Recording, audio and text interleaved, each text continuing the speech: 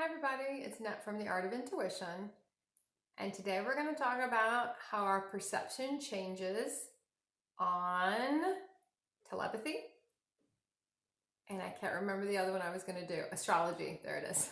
Telepathy and astrology, as we shift different levels of consciousness. So telepathy, astrology, I did another video that talked about two other topics where you start to shift how you feel about them as you become more conscious. You start to see them differently.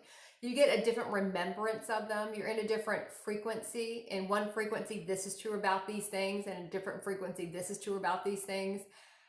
And the higher you go in frequency, the more you can go back and see all the different things it is. And then you get to higher understandings of what they are. So, but they're all key codes, in a sense, to opening people up to different things.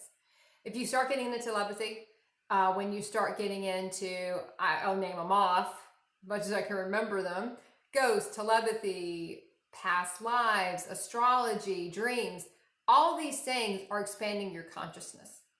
You're not just into just what the physical shows you anymore. You're starting to see there are other things out there. It's not just the physical world.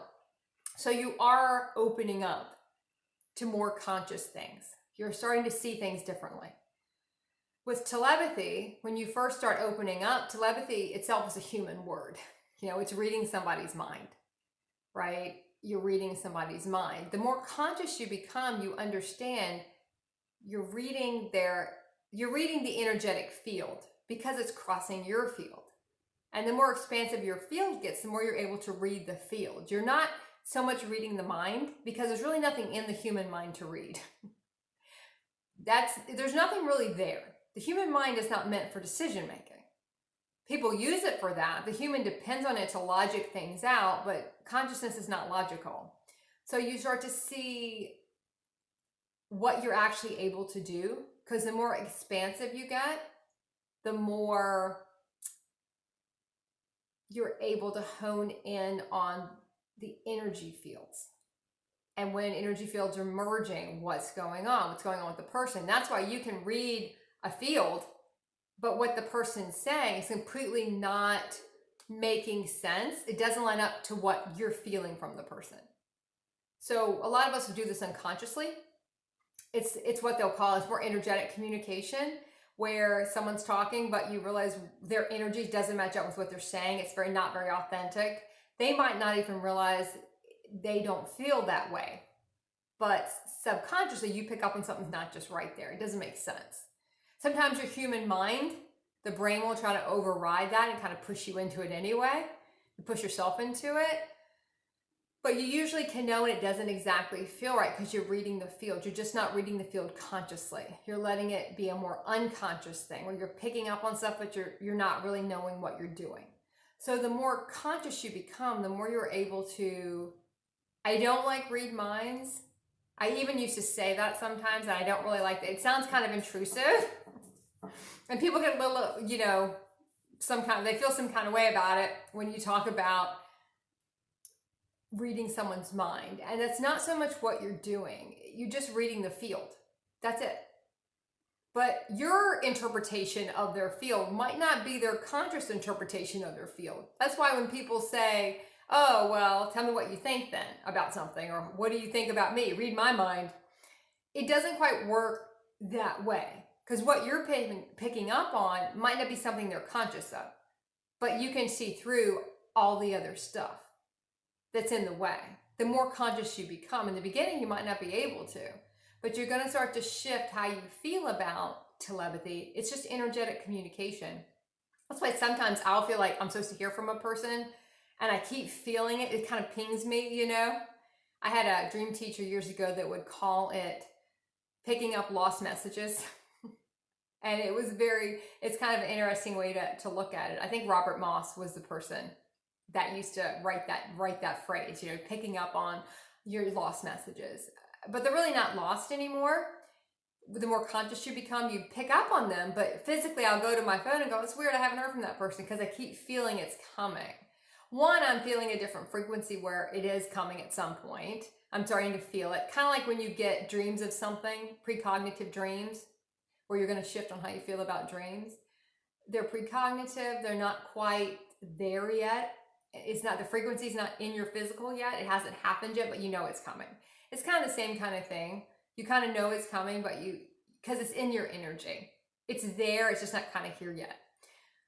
So you start to shift how you feel about it and what you're reading. A lot of times when people first start reading, reading people, is what they used to call it. They might still call it that. People say, oh, that's not me. And you're like, wow, that's you. You just, oh, that's weird. People kind of lose confidence in it because you feel like, oh, maybe I'm wrong. You're not wrong. You could be picking up on something someone else doesn't feel yet. But you're also going to pick up on what is, you can see it all in a sense, but you're really going to resonate with what is the energetic match to you too. Until you get to a certain consciousness where you can see it all, it's kind of in a different place, but you don't really pick up on those frequencies anymore. So you honestly start seeing through the lower frequencies in a sense, and you're picking up on the higher frequencies, and the other stuff is just kind of white noise to you. It doesn't matter. It doesn't matter about the human frequencies. You don't really care so much about those because you know they don't really matter. It's more the higher frequencies you can pick up on. That's why sometimes when you meet people, you can see all the amazing things you can do together in higher frequencies.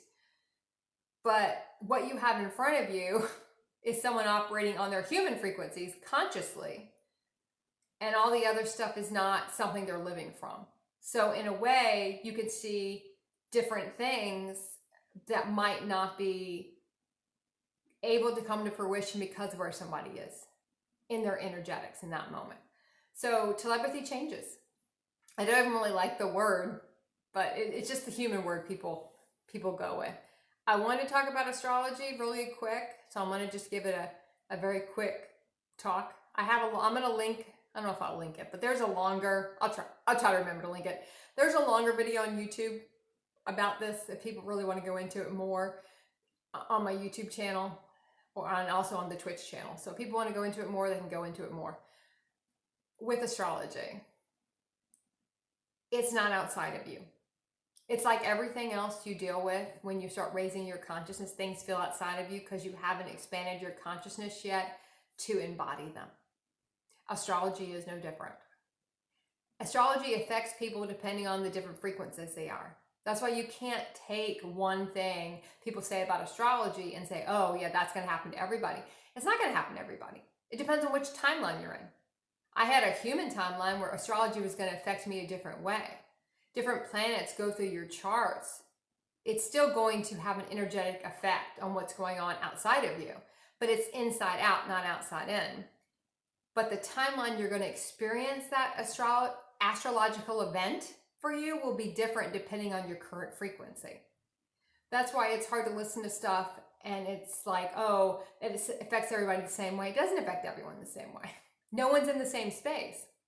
In one timeline, Jupiter went through one. I'm going to use this example because Jupiter's coming back through one of my houses again. Jupiter went through one of my planets and I got married that year, I don't know, 20 some years ago. It's going to come because it was in my partnership house. Well, let's skip 24, it's probably 24 years ago.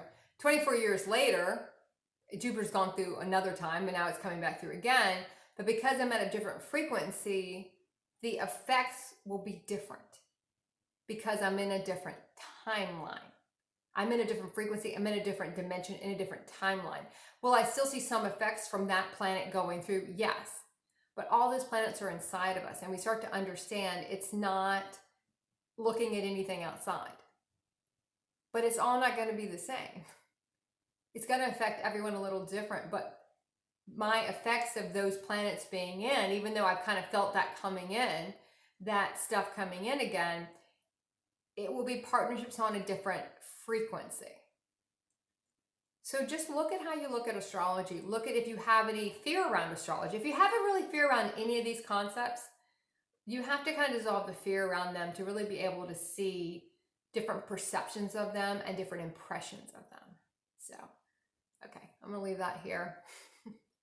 Keep practicing the art of intuition.